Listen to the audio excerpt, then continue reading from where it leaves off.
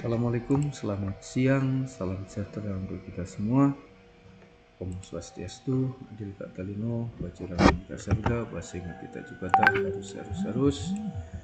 Salam sejahtera, salam rahayu untuk kita semua. Pada kesempatan hari ini, saya Antonius Dikimin dari Universitas Tanjung Pura Pontianak ingin memaparkan materi tentang uji ANCOVA. Apa itu uji ANCOVA? Uji ANCOVA merupakan metode statistik yang menggabungkan ANOVA dan regresi untuk menguji perbedaan rata-rata antara kelompok sambil mengontrol variabel kovariat. Metode ini memungkinkan analisis yang lebih presisi dengan mempertimbangkan faktor-faktor pengganggu. Tujuannya menghilangkan pengaruh variabel pengganggu atau kovariat agar perbandingan antar kelompok menjadi lebih akurat. Selanjutnya, kapan kita menggunakan uji ANCOVA? 1. Saat menguji perbedaan rata-rata antar kelompok. 2. Bila terdapat variabel kovariat yang mempengaruhi. 3. Mengontrol kovariat untuk meningkatkan akurasi. 4. Data memenuhi asumsi normalitas dan homogenitas. Asumsi ANCOVA. Uji ANCOVA memerlukan beberapa asumsi penting yang harus dipenuhi agar hasil analisis valid. Berikut ini asumsinya. Yang pertama, normalitas residu. Yang kedua, terkait linearitas kovariat. Yang ketiga, terkait independensi observasi. Yang keempat, terkait homogenitas regresi. Bagaimana interpretasi hasil atas kovariat? Fokus pada nilai signifikansi atau efek kelompok p-value dalam output ANCOVA. Jika p lebih kecil 0,05, maka HO ditolak. Yang berarti ada perbedaan signifikan antar kelompok setelah mengontrol kovariat. Selain itu, periksa juga nilai koefisiensi kovariat untuk memahami pengaruhnya terhadap variabel terikat, serta pastikan asumsi model terpenuhi. Perbandingan ANCOVA, ANOVA, dan regresi. ANCOVA ini merupakan analysis of covariance untuk menguji perbedaan rata-rata sambil mengontrol variabel kovariat. Outputnya berupa f-test kelompok dan koefisien kovariat. Ini merupakan kombinasi asumsi ANOVA dan regresi.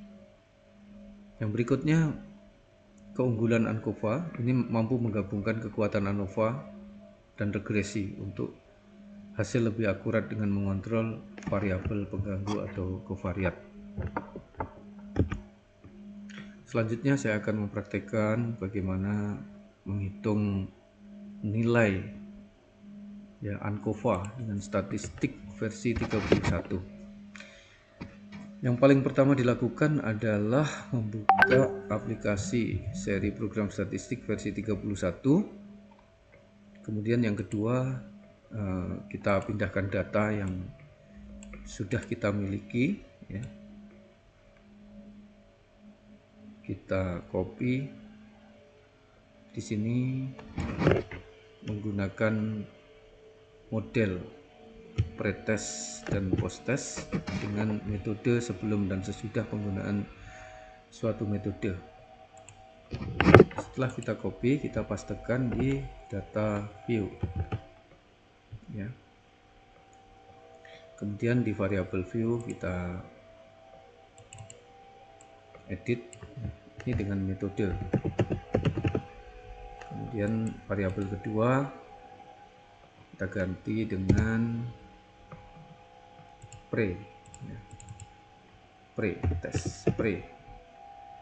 kegiatan pre dan kegiatan post.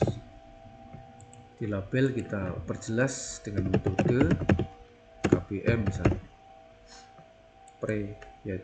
pre-test Kemudian yang post adalah post-test. Kita kembali ke data view. Setelah penamaan variabel oke, kita langsung masuk analisis data. Kita klik analysis, ya. Kita klik general linear model, kemudian klik univariate. Di sini dependent test, ya, dependent variable ini adalah post test. Ya, kita pindahkan karena dia tergantung pada metode. Kemudian metode ini merupakan fake, ya, fake faktor, yaitu yang paling utama menjadi penentu. Sedangkan pretest ini kita masukkan di variabel covariate.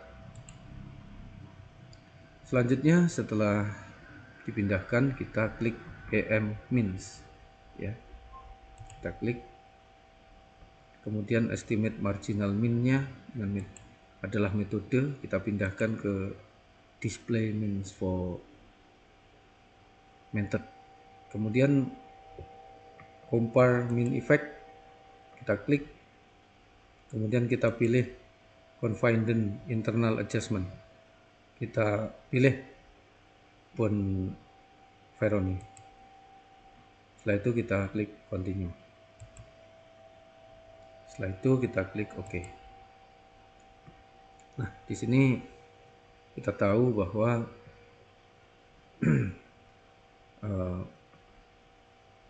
jumlah responden terdiri dari 125. Signifikansinya 0,002 dan adjusted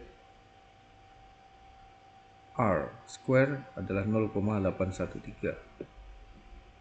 Ini mengandung arti bahwa, ya, pada pretest ini ya, signifikansinya pretest, ya, lebih kecil 0,001, ya. Karena lebih kecil dari 0,05, maka pretest memiliki pengaruh yang sangat signifikan terhadap nilai post-test. Ini menunjukkan bahwa kemampuan awal murid berkontribusi besar terhadap hasil akhir. Kemudian metode, ya, nilai F metode adalah 9,988. Artinya, ya, pada signifikansi 0,002. Artinya 0,002 lebih kecil dari 0,05. Maka dapat disimpulkan bahwa terdapat perbedaan yang signifikan pada nilai post-test murid berdasarkan metode pembelajaran yang digunakan setelah mengontrol pengaruh dari nilai pretest. Selanjutnya, nilai adjusted R square itu menunjukkan 0,813 atau setara 81,3%. Ya. Hal ini menunjukkan bahwa model ini sangat kuat. Variabel pre dan metode secara bersama-sama mampu menjelaskan 81,1% variasi pada nilai post-test murid.